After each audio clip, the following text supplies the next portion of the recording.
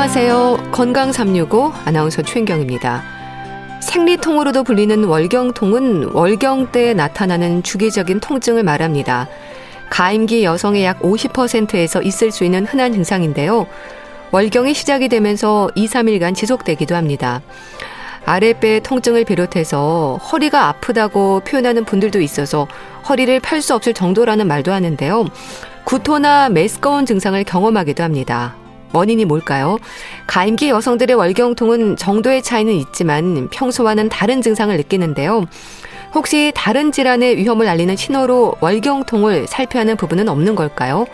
오늘은 생리통으로도 불리는 월경통에 대해서 알아보겠습니다. 건강 365 정준일의 있잖아 널 사랑해 듣고 시작하겠습니다. 아주 흔한 증상 중에 하나가 여성들의 생리통입니다. 정도의 차이는 있지만 생리통을 심하게 앓는 분들은 진통제가 없이는 견딜 수 없다고 하는데요. 글쎄요, 증상이 유난히 심하게 이어진다면 원인을 생각해 봐야 하지 않을까요? 경희대 한의대 한방여성의학센터 황덕상 교수와 함께합니다. 교수님 안녕하세요. 네, 안녕하세요. 네. 교수님, 생리통, 월경통이라고 하죠. 우선 월경이 갖는 의미가 뭔가요? 그렇죠. 월경이라고 하는 것은 뭐 구조적으로 이해하고 그냥 우리 생물학적으로 본다면은 이제 자궁 내막이 호르몬 변화에 따라서 이제 그 스파이럴 아테리라 그래서 혈액이 점점 차면서 자궁 내막이 두텁게 비우되는데 네. 사실 이때 이제 배란기 때 수정이 되면 이제 착상이 되고 이제 임신이 성립이 되면은 계속 임신을 진행을 하는 거고 되고 만약에 이제 임신이 성립하지 못하면 이제 자궁 내막이 무너져서 그 추절이 되는 과정이 월경이라고 하는데요. 결국 이런 것은 이제 그냥 구조적으로 보는 거고 여성의 관점에서는 굉장히 뭐 건강과 관련돼서 중요한 생리적인 활동이라고 볼 수 있습니다. 네. 여성의 기본적인 뭐 신경계통 또는 정신적인 또는 일상생활이나 이런 것들에 대한 건강 상태를 알 수 있기 때문에 단순히 임신 출산을 할 수 있게 하는 자연스러운 생리활동 이상의 어떤 큰 의미를 갖는다고 볼 수 있습니다. 네. 그러니까 말하자면 자궁에서 주기적으로 출혈을 하는 게 자궁 속막이 벗겨지는 거네요. 그렇죠. 우리가 자궁은 근육으로 이루어져 있는데 네. 그 근육이 여러 가지 층으로 이루어져 있는데 뭐 근육층이 있고 또 자궁의 체부를 이루는 몸통을 이루는 부분도 있고 그리고 이제 자궁 내막이라는 부분이 있는데 자궁 내막에서도 이제 기저층이라고 해서 원래 이제 기본적으로 생리를 할 때 변화가 없는 층이 있고 네. 그 위에 이제 증식층이라고 해서 피가 차오르면서 자궁이 이제 생리를 하기 전까지 부풀어 오르는 그러니까 착상이 되기 위해서 준비하는 그런 부분이 있어서 피가 차오르는 부분이 있는데 그런 부분들이 임신이 되지 않고 그냥 탈락이 되면은 그 조직들이 이제 괴사가 되고 오히려 탈락하면서 이제 출혈이 되고 하는 것들이 바로 자궁 내막의 그런 증식층 부분들이 탈락이 되는 부분이 월경혈이 됩니다. 네. 이게 초경부터 폐경까지 조금씩 다르긴 하죠. 그렇죠. 아무래도 우리가 월경이라고 하는 것은 여성의 호르몬 변화가 완성이 되고 성장이 되면서 생리를 시작을 하고 또 폐경이 되면서 여성 호르몬이 점점 줄어들면서 폐경이 되는 건데요.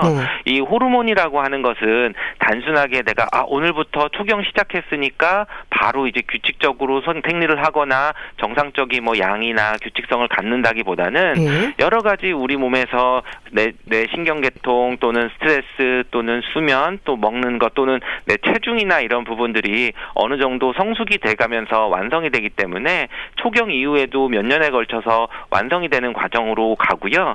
또 우리가 폐경이 됐다 그래서 여성 호르몬이 갑자기 줄어들었다 그래서 그날부터 뭐 생리가 없어지거나 끊어지는 게 아니라 뭐 불규칙하게 생리가 있다가 없다가 하면서 서서 이제 흐르는 건데 결국 우리 여성 호르몬의 변화들이 우리 몸의 기혈 상태나 전체 몸 상태를 반영해서 나타나는 것이기 때문에 이렇게 좀 다양하게 변화돼서 나타날 수가 있고 그 중에서 이제 병리적인 거냐 생리적인 거냐는 또 구분을 해야 됩니다. 네. 월경 주기나 기간도 조금씩은 차이가 있지 않나요? 네, 그렇죠. 우리가 기본적으로는 개인차들도 있고 사람에 따라서 뭐 몸 상태에 따라서 또는 연령에 따라서 다양하게 좀 나타날 수가 있는데요. 일반적으로는 뭐 우리가 28일 주기가 가장 정상적으로 봅니다. 근데 이제 28일 주기라고 하는 게 딱 28일이 돼야 되고 뭐 29일이나 뭐 정말 27일이면 이제 비정상인 게 아니라 보통 21일에서 35일 정도 또는 뭐 28일에서 플러스 마이너스 뭐 한 5, 6일 정도 되면 이제 정상 범위라고 보는 거고 그리고 이제 생리 주기도 한 4에서 한 6일 또 그 정도로 보면서 하루에 뭐 이제 40에서 80ml 정도라고 하는데요. 하는데요. 결국 요런 정도 되면은 이제 그 정상 범위로 보고 만약에 이것이 좀 크게 벗어나는데 네. 그런 것들이 좀 너무 차이가 나거나 계속 반복적으로 벗어나는 때에는 뭐 좀 월경 주기나 뭐 생리에 그런 문제가 있다고 보기도 합니다. 네. 요즘은 초경이 빨라지고 있는데요. 초경이 빠르면 폐경도 빠르고 초경이 늦으면 폐경도 늦다는 말을 하잖아요. 그래서인지 여성들 사이에서는 월경 총량의 법칙이라는 말도 하거든요. 이게 근거가 있는 얘기일까요? 네. 월경 총량의 법칙 이 말이라는 말은 처음 들어보는데 그렇지만 이제 흔하게 초경이 느리면 폐경도 늦어진다 하는 얘기도 맞고 예. 초경이 빠르면은 폐경이 빨라진다고 하는 얘기는 맞는데요. 왜 그러냐면은 사실 우리가 이제 생리라고 하는 것은 자궁에서 추저리는 것만 보는 게 아니라 이 폐경이라는 개념은 난소의 그런 배란을 할 수 있는 능력이나 이런 것들을 보게 되는데 결국은 우리가 여성이 만들어지고 태어날 때 이 난소에 있는 그런 난자 개수들은 원시 난자의 형태로 그 미분화된 상태로 갖고 태어납니다. 그렇기 때문에 내가 좀 쉬운 말로 하면 내가 평생 동안 배란할 수 있는 게 뭐 450개, 470개 정도 된다고 하는데 그게 이제 내가 갖고 태어나는 거거든요. 그렇기 때문에 어느 정도 이제 그게 정해져 있는 게 아니냐라고 생각할 수는 있지만 그렇지만 우리 한의학에서도 선천직이라 그래서 타고난 체력이 있는 거고 타고난 체력이 다 다른 거고 또 이제 후천직이라 그래서 내가 얼마나 일상생활을 건강하게 하느냐에 따라서 바뀔 수가 있는 거거든요. 예를 들면 뭐 결혼을 하고 임신을 하고 뭐 출산을 하고 이런 경우들이 많았다. 뭐 여러 명의 좀 분만을 하고 출산했다고 하면은 그 기간 동안은 또 생리를 안 하기 때문에 오히려 난소의 그런 기능들은 조금 더 보존하는 그런 의미도 있는 것이고요. 또는 뭐 다른 뭐 난소에 혹이 있다든지 뭐 수술을 했다든지 또는 뭐 과배란 유도를 해서 또 배란을 또 많이 했다든지 하면은 아무래도 그런 난소의 그런 상태나 이런 것들은 좀 변화가 될 수 있어서 단순하게 어떤 뭐 총량이 있기 때문에 내가 뭐 초경이나 뭐 폐경이나 이런 것들이 딱 이렇게 연동해서 움직이는 것보다는 내가 그런 가임기일 때 그런 생리를 하면서 폐경이 될 때까지 그런 건강 상태 또는 뭐 여성 산부인과적인 그런 치료를 했는지 어떤 그런 몸 상태 건강한 것들을 유지를 해주는 것이 가장 중요할 수 있습니다. 네. 생리통, 월경통이라고 표현하는데요. 교수님, 이 통증이라는 말로 표현되는 걸 보면 대부분은 병이 아니라 증상으로 얘기가 되는 거죠. 네. 이 통증의 정도가 심한 분들은 어떤 표현을 하세요? 그렇죠. 우리가 뭐 흔히 뭐 월경을 뭐 마술에 걸렸다고 이렇게 뭐 의인적으로 표현하기도 하는데요. 어떤 경우들은 정말 이제 마술이라기보다는 뭐 형벌과 같다고 표현하시는 분들도 있더라고요. 정말 그래서 뭐 밑이 빠지는 것 같다든지 뭐 정말 다리가 저리는데 뭐 일상생활을 못 한다든지 그렇기 때문에 정말 뭐 일상생활을 못 하고 응급실을 간다든지 정말 뭐 칼로 찌르는 것 같다, 뭐 출산과 맞먹는다는 표현까지 하시는 정도로 심한 정도가 있는데요. 결국 이제 우리가 월경통 이나 이런 통계들을 보면은 뭐 한 75% 정도는 생리통을 호소를 하고 그리고 이제 치료가 없이 참는 비율은 한 50% 정도가 되지만 또 그보다 더 많은 분들은 좀 더 그 심한 통증 때문에 일상생활이 힘들어하시는 그런 분들도 있습니다. 네. 이 단순한 생리통을 넘어서 질환을 알리는 신호일 수도 있다고 들었습니다. 살펴야 하는 부분들이 많다고 하던데 그런가요? 그렇죠. 이제 보통은 그냥 일반적인 단순 생리통이라 그러면 우리가 원발성 월경통이라고 하는데 이것은 특별한 어떤 다른 자궁내나 또는 이제 골반 안에 이상 질환이 없이 이제 초경하고 1, 2년 이내에 나타나서 어떻게 보면 이제 짧게 한 2, 3일 정도 통증이 있고 좀 참을 수 있는 정도로 나타나는 생리통인 경우들은 이제 원발성 월경통이라고 하는 거고요. 그렇지만 이제 뭐 속발성 월경통 또는 2차성 월경통이라고 하는데 이런 것은 이제 월경통 자체보다도 다른 원인이 되는 질환이 있는 경우입니다. 그래서 이럴 때는 뭐 자궁에 혹이 있다든지 뭐 자궁 내막증이라든지 또는 뭐 유착이 돼 있다든지 또는 어떤 난소 기능의 어떤 혹이나 다른 문제들에서 골반강 안에 있는 다른 치료를 해야 되는 질환이 있을 때 나타나는 거고 이럴 때는 오히려 이제 원발성 월경통보다 좀 다르게 좀 더 통증이 지속이 된다든지 또는 뭐 진통제나 이런 거를 먹어서도 잘 완화가 되지 않고 오히려 더 심하게 된다든지 하는 증상들이 있을 때에는 꼭 이 속발성 다른 여성 질환이 있는지를 꼭 진단을 받고 확인을 하셔야 되는 경우가 있습니다. 그럼 월경 주기가 너무 빠르다는 분도 계시는데요. 거의 한 달에 2번 생리를 하는 것 같다는 분도 계시거든요. 이런 경우에는 어떤 문제를 의심할 수 있을까요? 그렇죠. 이런 경우는 보통 이제 빈발월경이라고 하는데요. 보통 이제 20일보다 좀 더 이르게 생리를 하는 경우들을 또 빈반월경이라고 얘기하는데 예. 크게 보면 이제 전신적인 원인도 있고 또는 내분비적인 원인도 있습니다. 내분비적인 것이라고 얘기를 하면 주로 이제 뭐 시상하부 우리 그 여성 호르몬을 주관하고 있는 조정할 수 있는 그런 시상하부 조절 이상이라든지 호르몬을 만드는 것들이나 이런 부분에 대한 문제들이 될 수 있는데 네. 우리 질환들로 볼 때는 어떤 이런 여성 호르몬의 문제라든지 아니면 다른 전신적인 뭐 갑상선이라든지 또는 뭐 골반 염증성 질환이라든지 이런 다른 원인 때문에도 좀 나타날 수가 있는 거고요. 또는 이제 기질적으로 어떤 다른 원인이 없어도 한의학에서는 어떤 기혈의 불균형 상태 또는 몸에 이제 혈열이라 그래서 몸에 열이 많이 나는데 스트레스를 많이 받거나 신경을 많이 쓰거나 뭔가 속에서 열이 많이 있을 때도 이렇게 출혈이 있는 경우들이 있어서 이런 거를 좀 조절하는 그런 시원하게 해주는 약을 쓰면은 개선이 되는 방법이 있어서 꼭 이렇게 생리가 좀 너무 자주 있거나 좀 땡겨지는 경우에는 기질적으로 어떤 문제가 있는지 검사를 하고 만약에 그렇지 않고 어떤 다른 원인으로 본다 그러면은 한의학적인 그런 진단을 하고 치료를 하는 것도 좋은 방법일 수 있습니다. 예. 그럼 교수님, 폐경될 나이도 아닌데 월경을 하지 않은 무월경을 비롯해서 생리 양이 너무 많거나 적은 것도 이상을 알리는 신호일 수 있다면요. 어떤 부분이 의심이 되는 건가요? 그렇죠. 이제 이럴 때 가장 흔하게 의심할 수 있는 게 이제 다낭성 난소 증후군이라고 얘기를 하거든요. 네.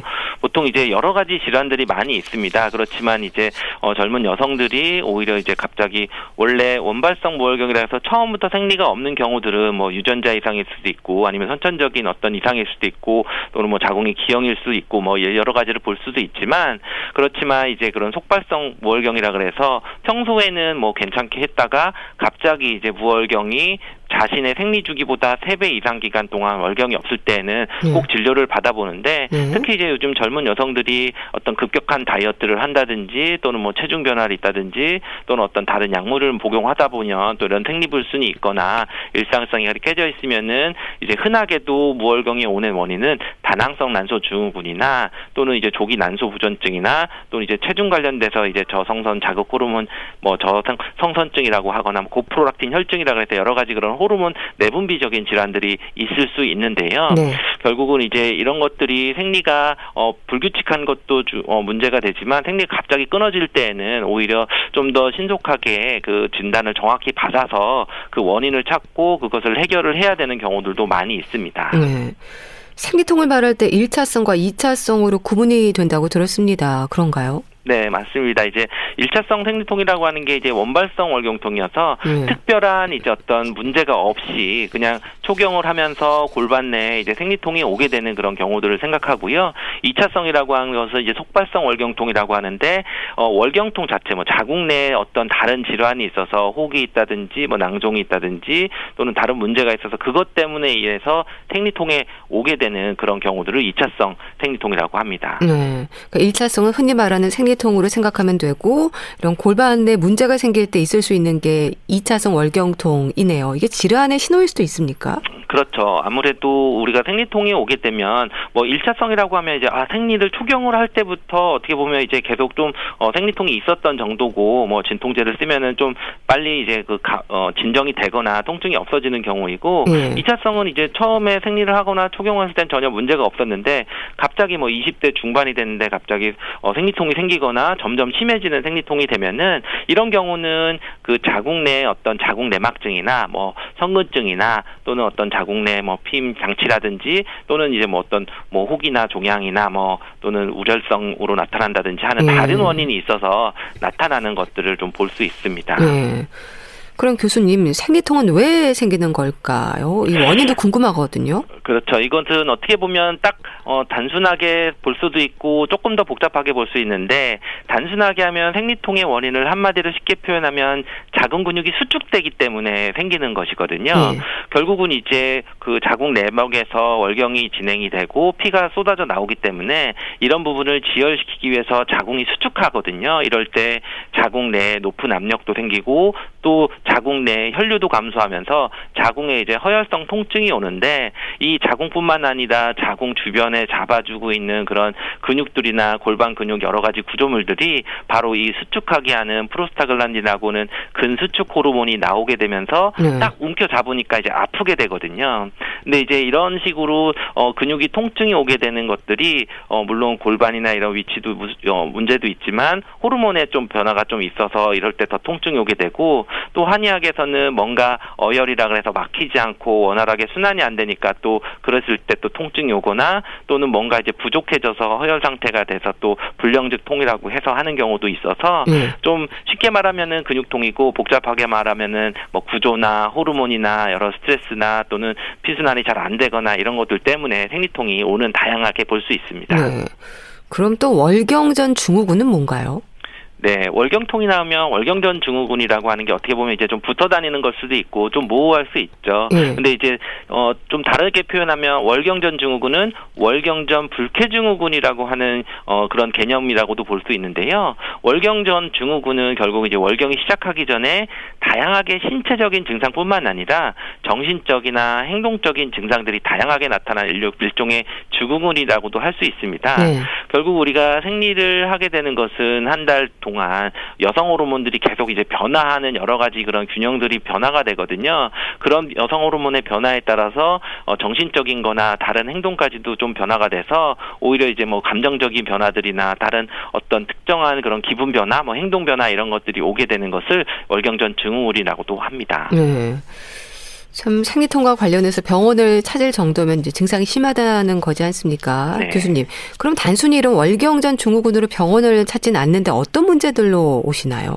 그렇죠. 이제 월경전 증후군이 증상들이 뭐 정말 뭐 자궁이 아프거나 뭐 이런 것뿐만 아니라 뭐 복부가 팽만하다든지 뭐 다리가 저리다든지 또는 뭐 우울하다든지 뭐 의욕저하가 오다든지 이런 것들의 식욕 변화, 뭐 집중력 저하해서 이런 것들이 정말 일상생활에 지장을 줄 정도로 심하다가 또 이제 월경이 딱 끝나면 정말 증상들이 싹 사라지고 언제 그랬냐는 듯이 이렇게 여러 가지 증상들이 나타나면서 또 이러한 것들이 정말 이제 일상생활을 못해서 오시는 분 중에서 정말 등하굣길에 뭐 이런 증상 때문에 응급실에 실려가서 등교를 못했다, 뭐 또는 출교를 못했다 이런 분들도 있고 또는 정확히 업무들을 뭐 하지 못할 정도로 심하게 와거나 또는 뭐 편두통이 뭐 갑자기 심하게 와서 이런 것들이 좀 나타났다든지 하는 것이 단순히 뭐 진통제를 먹거나 해서 개선이 안 되고 좀 지속이 되는 것들이 응급실을 몇 번 가셨다 이런 분들이 올 정도로 다양한 증상들이 있고 또 심하게 일상생활을 좀 방해하는 그런 분들은 내원하셔서 정확히 진단받고 또 치료를 하는 분들이 많이 있습니다. 네. 그럼 교수님, 한의학에서는 월경통에 대한 치료를 어떻게 진행하는지도 궁금합니다. 뭐 침 치료가 기본인가요? 뜸 치료도 하나요? 그렇죠. 기본적으로는 이제 침과 뜸과 한약 치료 뭐 여러 가지들을 다 또는 뭐 추나나 이렇게 골반을 잡아주는 치료까지도 다 포괄을 할 수 있는데요.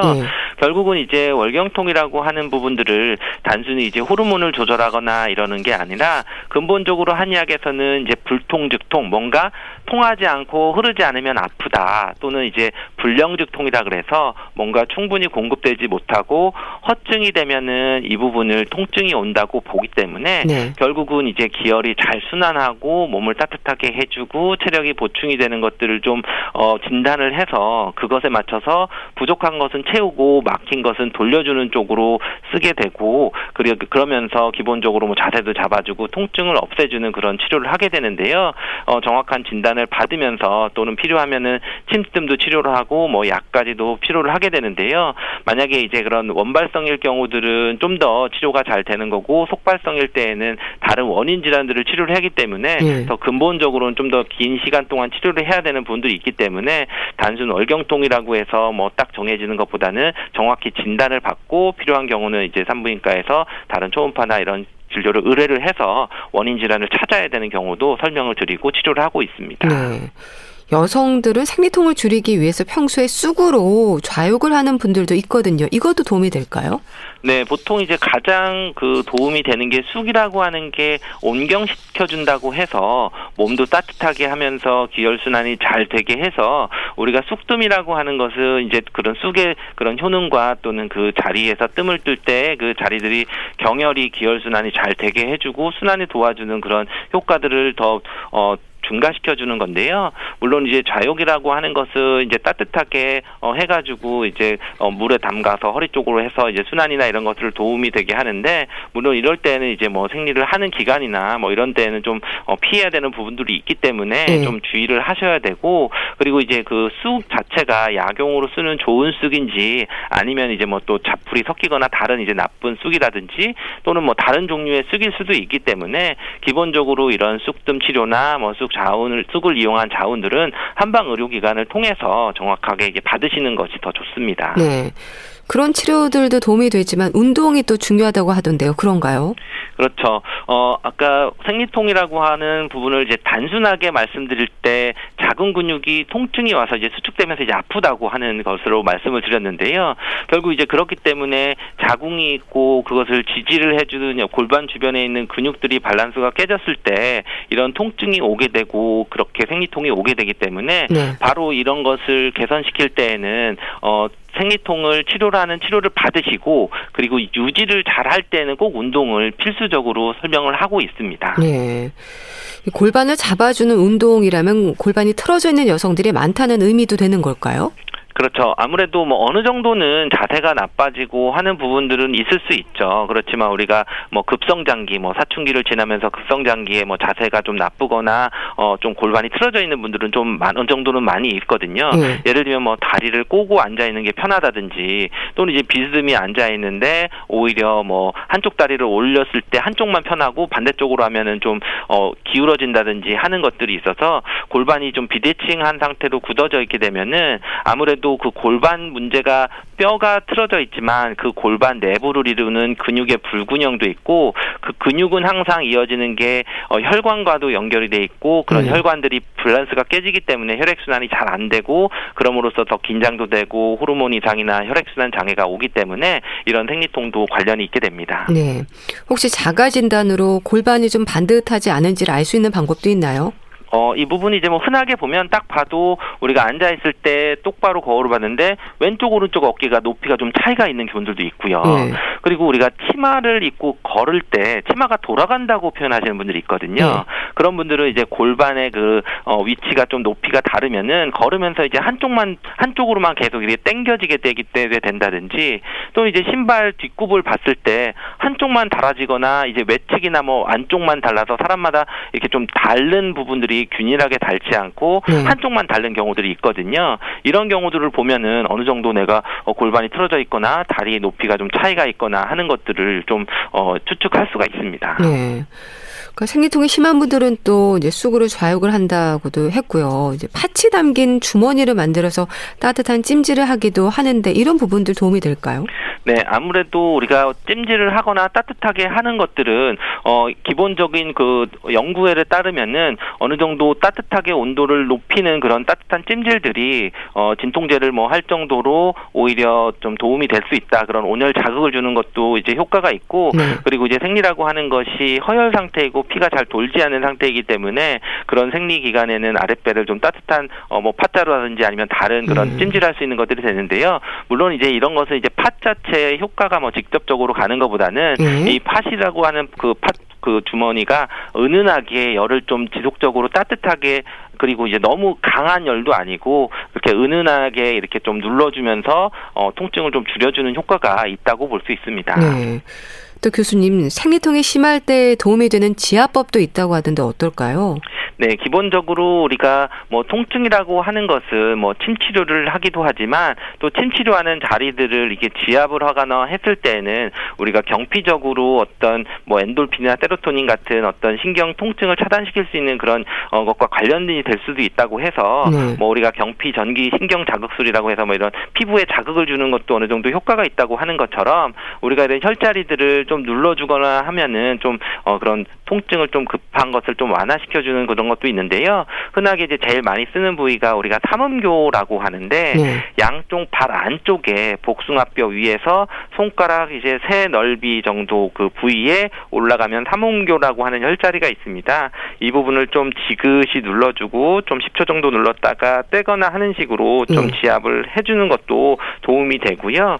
그리고 우리가 손가락에서 네 번째 손가락에서 두 번째 마디 바깥쪽 중간점을 있는데 우리가 바깥쪽에서 그 네 번째 손가락을 그러니까 꾹꾹 눌러줘서 했을 때 이게 환소혈이라고 하는 자리인데 네. 이런 부분도 뭐 침 치료도 많이 쓰고 치료를 했을 때 생리통을 좀 완화시켜주는 그런 효과도 있기 때문에 만약에 뭐 그 급하게 치료를 받을 수 없는 상황이라고 하면은 이런 지압을 조금 해주시는 것도 뭐 임시적인 방편이 될 수 있습니다. 네. 참 여성의 건강 상태를 확인하는 데 있어서 생리는 참 중요한 부분이라는 생각인데요. 진료실에서 여성 건강을 점검할 때 꼭 확인하는 것으로 월경에 대한 부분이 들어가는 걸로 알고 있습니다. 그렇죠. 우리가 기본적으로 월경이라고 하는 게 단순히 이제 생리를 하거나 임신을 할 수 있는 그런 자궁이라고 하는 것뿐만 아니라 기본적으로 우리가 내분비학적인 거나 신경학적인 거 그러니까 결국 우리가 스트레스를 받는지 또는 먹는 거, 자는 거 또는 여러 가지 그런 호르몬 변화들이 오는 것이 전체적인 몸의 여성의 몸 상태 그게 이제 한의학에서는 뭐 기혈이 균형이 있는지 부족한지 막혔는지 이런 것들에 대한까지 포괄되는 것들이 나타나는 것이 바로 월경으로 나타나기 때문에 네. 월경이 규칙적인지 또는 뭐 색깔이나 양은 또 괜찮은지 또는 통증은 있는지 또는 월경이 시작하게 통증이 오는지 또 끝나고 통증이 오는지 또는 그럴 때 먹는 음식들 뭐 변화들은 없는지 미식거리는 거 없는지 이런 여러 가지들을 다 확인하는 것이 단순히 이제 자궁의 그런 건강 상태뿐만 아니라 여성의 몸 전체의 그런 건강 상태를 파악할 수 있는 진단하는 방법으로 확인하고 있습니다. 네. 자, 교수님, 생리통이 심할 때 확인을 해야 하는 경우랄까요? 어떤 증상들에 조금은 민감해야 할까요? 그렇죠. 우리가 초경을 시작했을 때부터 어느 정도 비슷하고 그리고 한 첫째, 둘째 날에 통증이 좀 완화되고 또는 진통제를 먹었을 때 통증이 줄어들면은 이런 경우들은 이제 원발성 월경통이라고 해서 어느 정도 뭐 통증 생활이나 일상생활을 개선하면서 개선이 될 수도 있지만 네. 갑자기 생리통이 나타나거나 갑자기 생리 변화 그러니까 정상적으로 했었는데 한 내 평상시 주기에 3주기 이상 그러니까 한 달 생리 주기였다면은 한 3달 이상 반복되게 어떤 변화들이 나타나고 네. 통증이 뭐 생리 한 2, 3일 이후에도 계속 지속되거나 멈춰지지 않거나 또는 뭐 진통제를 원래 먹던 것보다 더 많은 약을 복용을 해도 좀 진정이 되지 않거나 통증이 이어질 때에는 이런 속발성이나 이런 다른 문제가 있는 경우들이 많기 때문에 네. 그럴 때는 꼭 방문을 하셔서 진료를 받으시는 것이 좋습니다. 네, 말씀 잘 들었습니다. 자, 오늘은 월경통, 생리통에 대해서 자세히 짚어봤는데요. 경희대 한의대 한방여성의학센터 황덕상 교수와 함께했습니다. 감사합니다. 감사합니다. KBS 라디오 건강 365 함께하고 계신데요. 저스틴 비버의 베이비 듣고 다시 오겠습니다.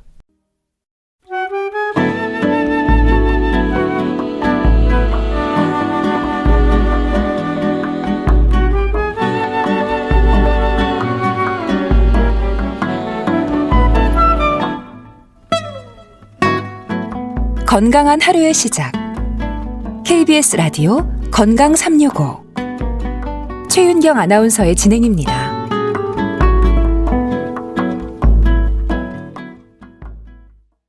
KBS 라디오 건강 365 함께하고 계십니다. 건강을 주제로 하는 책을 소개하는 시간입니다. 주말의 건강책 정보 북컬럼니스트 홍순철 씨와 함께합니다. 안녕하세요. 네, 안녕하세요. 오늘 소개해 주실 책은 제목에서도 짐작이 되네요. 도파민 네이션, 호르몬의 문제를 다룬 건가요? 그렇습니다. 사실 이 책은요, 호르몬보다는 중독의 문제를 다루고 있다라고 이야기하는 게 더 정확한 것 같은데요. 네. 중독이 현대사회의 정말 가장 심각한 문제 가운데 하나인 것 같습니다. 예. 우리가 예전에는 중독 그러면 뭐 알코올 중독, 뭐 담배 중독, 그리고 조금 이제 극적인 상황인 마약이라든가 약물 같은 것들을 생각을 했잖아요. 예. 근데 요즘에는 뭐 게임, 인터넷, 소셜미디어 정말 디지털 미디어가 우리에게 갖가지 중독들을 만들어내고 있습니다. 책은 여러 가지 중독이 현대인들의 삶을 파괴하고 있다라고까지 이야기를 하고 있는데요. 예. 호기심에서 시작한 행동이 서서히 습관으로 자리를 잡고 어느새 이게 자신의 의지로는 도저히 헤어나올 수 없는 중독으로 발전하게 됩니다. 그리고 우리가 지금까지는 중독 문제를 바라볼 때 개인의 문제로 바라봤어요. 그건 네가 의지가 부족해서 그렇지. 예. 그게 습관이 됐기 때문에 그런 거야 라고 이야기했는데요. 책은 새로운 관점에서 중독 문제를 진단하고 있습니다. 이게 사회적인 문제가 됐다는 거예요. 현대사회에서 쾌락이 상품이 됐습니다. 그러면서 우리는 누구나 다 중독 문제에서 자유로울 수 없다라고 이야기하고 있는데요. 더 큰 문제는 지금 돈벌이의 혈안이 된 글로벌 기업들이 점점 더 자극적이고 중독성이 강한 제품과 서비스를 내놓고 있다라는 겁니다. 예. 그리고 이런 공세에 순진한 소비자들이 속수무책으로 당하고 있다라는 건데요. 최근 현대사회에서 이 중독 문제가 얼마나 광범위하게 그리고 심각하게 확산하고 있는지 경고하고 있어요. 미국 스탠퍼드 대학교 의과대학 교수이면서 중독문제연구소 의료 책임자인 애나 램키는 도파민 네이션이라는 책을 통해서 뇌신경과학과 심리학의 관점에서 중독의 원인을 분석을 하고 다양한 해결책을 제안하고 있습니다. 네. 그럼 일단 중독의 원인과 색다른 해결책 궁금하네요. 예, 도파민 네이션이란 책의 제목에서 도파민이 뭔가 중요한 역할을 한다는 걸 우리가 짐작할 수 있잖아요. 예. 도파민은 호르몬입니다. 쾌락이나 흥분과 같은 어떤 기제를 좌우하죠. 그리고 이게 인간에게 중독이나 집착을 일으키기도 합니다. 네. 그러니까 양날의 검과 같은 역할을 한다는 건데요.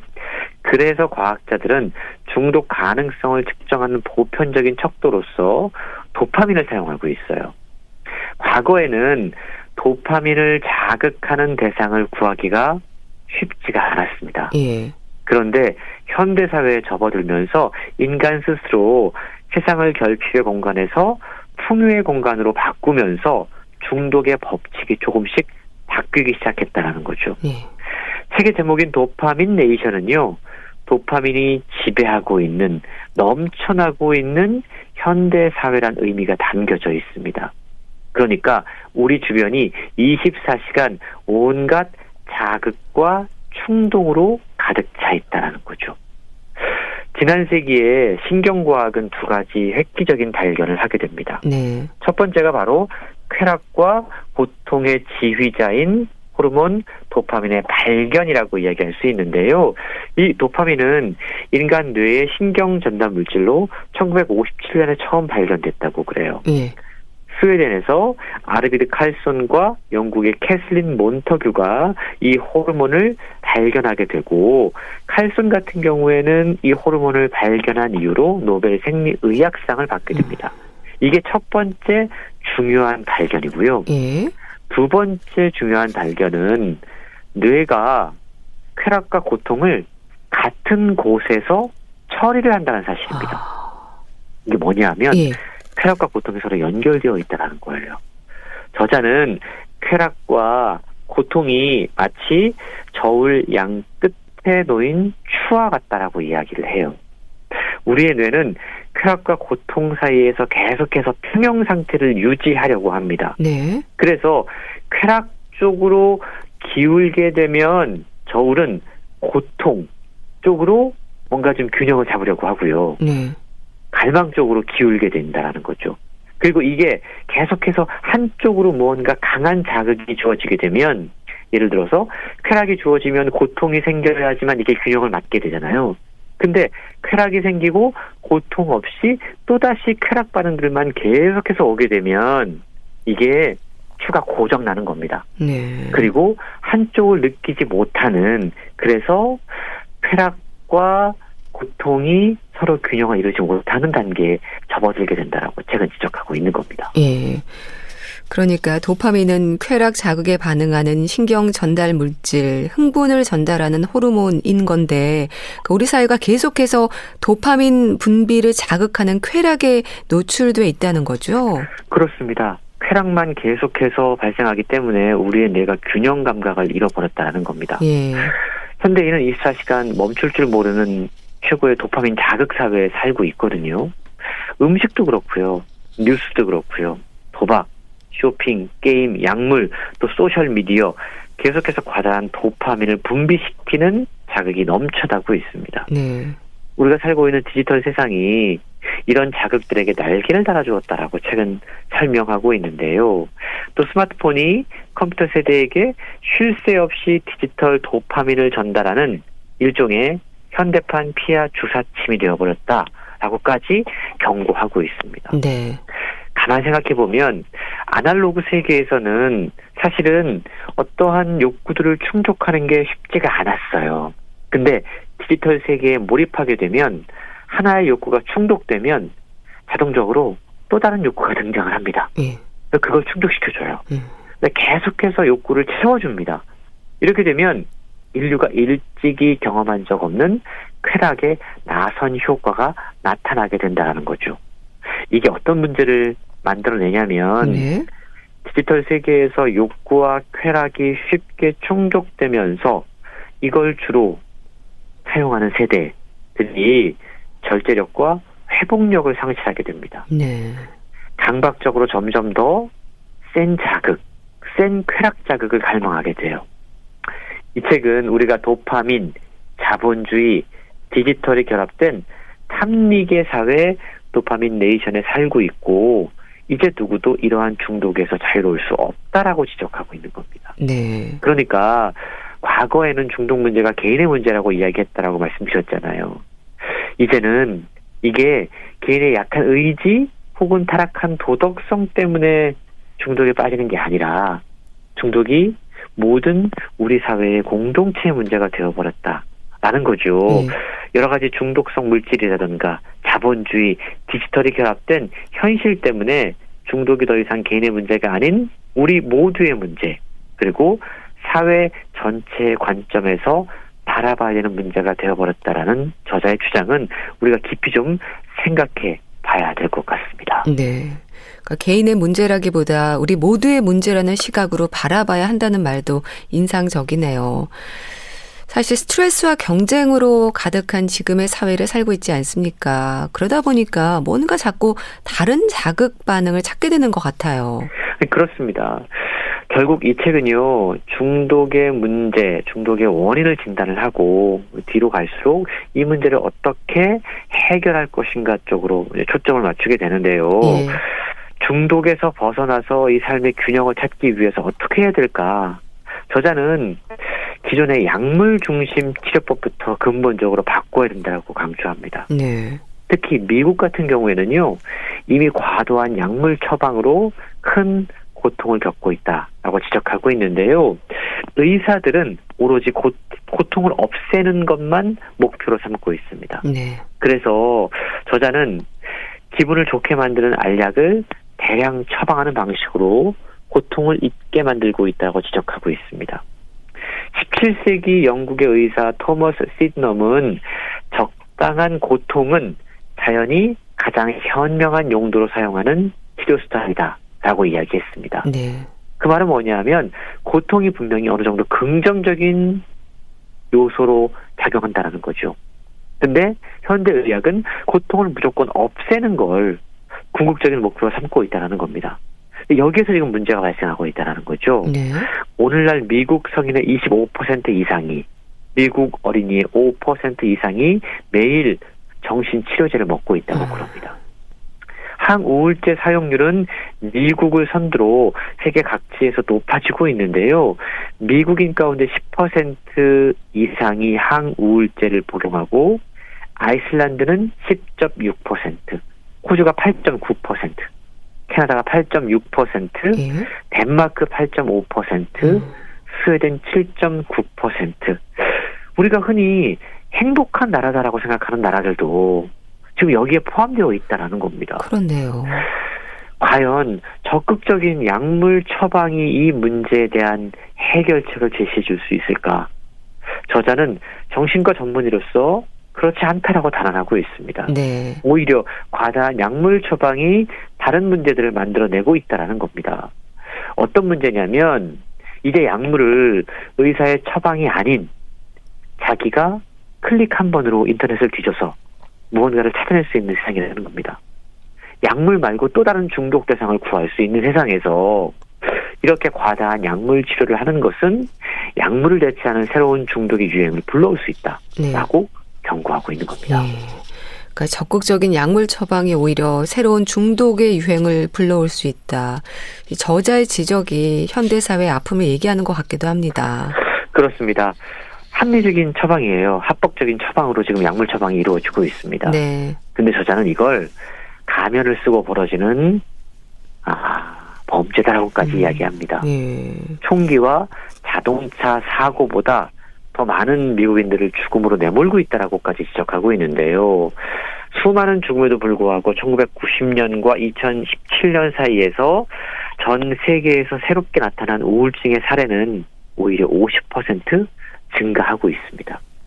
이건 미국을 비롯한 부유한 국가일수록 더욱더 심각하다는 거죠. 예. 최근 미국과 함께 G2로 급부상한 중국의 경우도 항우울제 사용량이 지금 급증하고 있다고 그럽니다. 예. 그러니까 정신과 전문의로서 저자는 이 약물 치료의 필요성을 인정하긴 하지만 지금처럼 대량으로 무분별하게 처방하는 것은 분명한 한계가 있다고 지적하고 있는 거죠. 네. 실제로 책에 보면요, 약물에서 술로 그리고 약물에서 음식으로 이게 자극만 바뀌었을 뿐 계속해서 중독에서 빠져나오지 못하는 사람들의 이야기가 가득 소개가 되고 있습니다. 네. 중독에서 벗어날 수 있는 방법을 가르칠 수 있는 가장 적합한 사람이 누구일까요? 글쎄요. 어찌 보면 중독되었다가 빠져나온 사람들이거든요. 그렇겠네요. 그래서 책에는 이 중독자들의 경험이 많이 소개가 되고 있는데 예. 과름증에 빠져서 자유의 기계를 만들기도 한 실리콘밸리의 과학자의 이야기라든가 13년 동안 수십 종의 약물을 전전한 대학생의 이야기라든가 예. 음식 중독으로 시작해서 트럼프식의 음모론에 빠져버린 여성의 이야기라든가 또 소셜미디어 인별그램에 빠져서 현실 감각을 잃어버린 한국인 유학생의 이야기라든가 예. 책에는 다양한 중독자들의 사례와 함께 그들이 어떻게 여기에서 빠져나왔는지를 이야기를 하고 있는데요. 그 이야기가 상당히 매혹적이면서도 살아있는 현실적인 이야기라서 우리가 주목해볼 필요가 좀 있을 것 같습니다. 네. 마음이 좀 무거워지는데요. 그럼 다양한 중독 문제에서 벗어날 수 있는 해결책, 방법도 소개되고 있나요? 예, 결국 그게 책의 결론 부분에 제시가 되고 있는데요. 네. 저자는 우리가 중독에 매달리는 이유는 역설적으로 행복해지고 싶기 때문이다라고 이야기를 해요. 사실 행복을 추구하라고 재촉하는 메시지는 수없이 많습니다.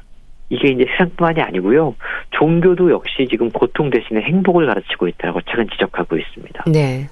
자녀 교육에 있어서도 자녀들에게 부정적인 경험은 줄이고 성취와 긍정적인 경험을 선물하라라고 세상은 가르치고 있습니다. 그런데 저자는 이러한 풍조에 대해서 문제 제기를 하고 있는 거죠. 예. 고통을 부정하고 제거한 환경, 오로지 햇빛만으로 가득한 온실에서 자란 아이가 진짜 세상에 나왔을 때 상처받지 않고 살아갈 수 있을까라고 질문하고 있는 겁니다. 행복하고 싶다면 고통을 직면하라. 네. 저자는요, 중독에서 벗어나는 첫걸음을 고통과 직면하는 것이다 라고 이야기하고 있습니다. 네. 지금까지 우리가 너무 쉬운 방법을 찾아왔는데요. 쉬운 방법은 항상 부작용을 만들어낸다는 거죠. 약물로, 음식으로, 자극적인 영상으로 또 다른 쉬운 방법으로 고통에서 벗어나려고 하는 대신에 고통에 직면하는 방법을 배울 수 있다면 네. 우리가 인생에 대한 새로운 가치를 확인할 수 있다라고 강조하고 있는데요. 앞서 쾌락과 고통이 뇌의 같은 영역에서 처리된다라고 말씀을 드렸습니다. 네. 그리고 이 저울이 서로 맞은편에 놓인 큐처럼 작동하고 균형점을 찾아간다라고 설명을 드렸는데요. 저자는 회복은 절제로부터 시작한다라고 이야기를 해요. 이걸 통해서 더 단순한 쾌락에도 기뻐할 수 있게 된다라고 강조하고 있는데요. 네. 오히려 고통을 자극하면 우리 뇌의 평형 상태는 쾌락 쪽으로 다시 균형추를 찾아간다는 겁니다. 네. 지나치게 고통을 피하고 고통을 직면하지 않고 쾌락만을 추구한다면 그것이 오히려 우리에게 더 큰 고통을 만들어낸다는 책의 지적을 우리가 되새겨야 될 것 같습니다. 네. 중독 대상에 매달리는 이유는 행복해지고 싶기 때문이다. 회복은 절제로부터 시작한다. 깊이 숨겨진 마음을 직면할 수 있는 용기에서부터 좀 회복되고 행복할 수 있는 길이 생기지 않을까 싶네요. 책 도파민 네이션 잘 들었습니다. 북컬럼니스트 홍순철 씨였는데요. 감사합니다. 네, 고맙습니다. 트와이스의 치얼업 보내드리면서 인사드릴게요. 건강365 아나운서 최인경이었습니다. 고맙습니다.